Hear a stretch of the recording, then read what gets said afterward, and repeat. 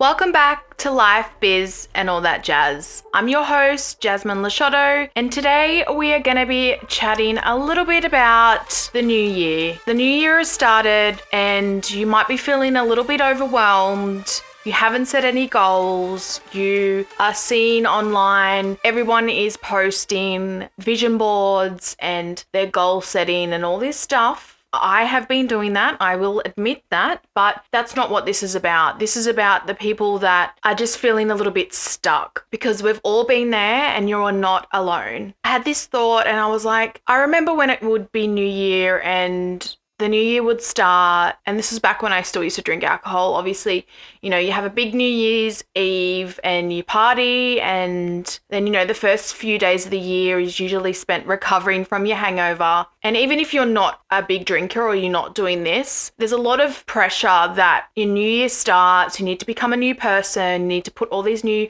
routines in place, you need to be able to run a marathon in the first month. There's just so much pressure and hype about the new year. And while for some people, it might be easy to plan their goals and, to set their routines, it's not going to be the same for everyone. And that's what this episode is about. So if you are feeling overwhelmed, if you just don't even know what you want to achieve this year, if you don't have any goals in mind, just remember that that's okay. This is your journey. And I don't know if it's just me, but it feels like we've blinked and it's already the middle of January. I was writing the date today and I thought, how are we already in the middle of January? But that's it. Time isn't going to wait for us. So we need to grasp the time that we have and make sure that we use it wisely. I also had this thought and made me kind of think about doing this episode a little bit more, was that I kind of feel like I'm at a bit of a crossroads right now. I've got my goals planned. I did my vision board and I spent a lot of time on that, and it's really pretty, and I'm actually really obsessed with it because I've had to use a lot of feelings and emotion connecting to the pictures to create the vision board. So that's how I focus on my goals, is like the feeling behind it and the intention. So yeah, as I was saying, I feel like I'm at a crossroads because I know what I want. I have all my ideas and I have everything mapped out, my routine mapped out, but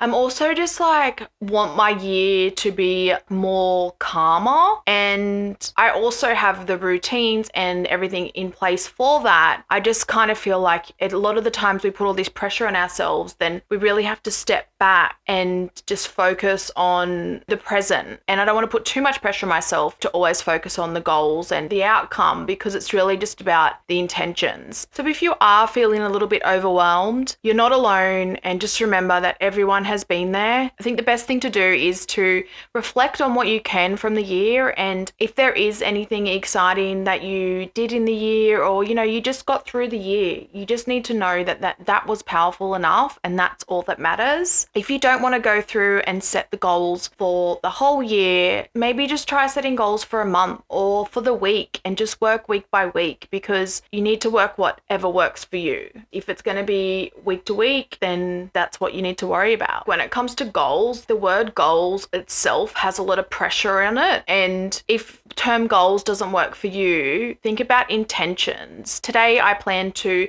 intentionally exercise because that's going to make me feel better and that's going to make me healthier. It's really associating feelings with, instead of associating that specific outcome of, oh, I'm going to get fit, or, I'll have a good body. Like, how's it going to make you feel, not how it's going to make you look. This is where coming from setting yearly goals and breaking them down to monthly and weekly and daily, where you could maybe just set a monthly goal or a weekly goal and break it down to be a daily goal. So it doesn't have to be a larger breakdown goal. It could just be something that, you want to get more steps in your day. You want to drink more water, a few extra things ticked off your to-do list. It all can kind of just relate to what you need to change and what you want to implement into your life. It's also not about the big picture. It's really just about the small little steps. And I think they just always seem to go so much unnoticed. But once we complete all those small steps, that's when we are going to get to the bigger end goal. I've always say this as much, and this comes from reflecting from the year as well as celebrating your progress, because whatever progress that you have, it is still progress. And that's really important to know. Make sure that you are not comparing what you're doing to other people, because comparison is a thief of joy. I'm sure you've heard that before. If you haven't, that's a new one to put in the book. It's so easy to compare, especially now when we've got social media and and there's so many people posting and everyone's online. We're online daily. It's very easy to compare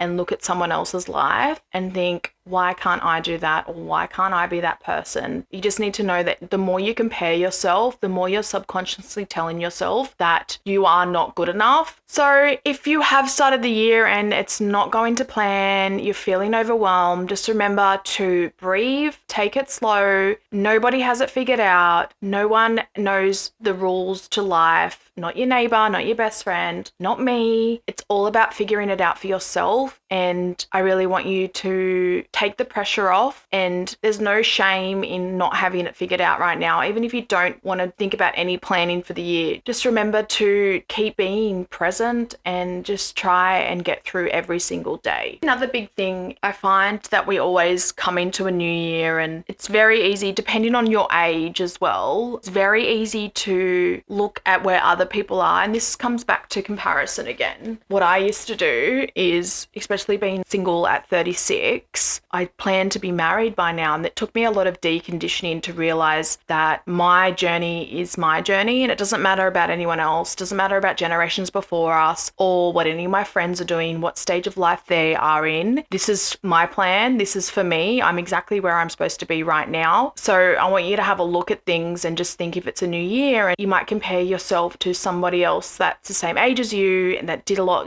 got engaged last year or got married. You need to be happy for these people, and you need to just accept that your time will come, and our time is limited and we don't want to waste time. There is a right timing for you. We all need to look at that. Just be grateful and appreciate the time that we have right now, because I don't think it's all that bad where I am right now. And if you're in a similar situation, especially when you get to mid-30s and you're still single and you haven't had kids, there's all that pressure from society in your biological clock's ticking to have kids. And we just need to accept the plan is already in place for us, and the more that we work on ourselves daily, the closer we are going to come to our aligned dream life. And that's all I've got for today. So thank you for tuning in with me. I really appreciate the support. If you enjoyed this episode, please leave a review. It really helps share the podcast organically the more reviews that we do get. And until next time, remember, it's all about progress, not perfection.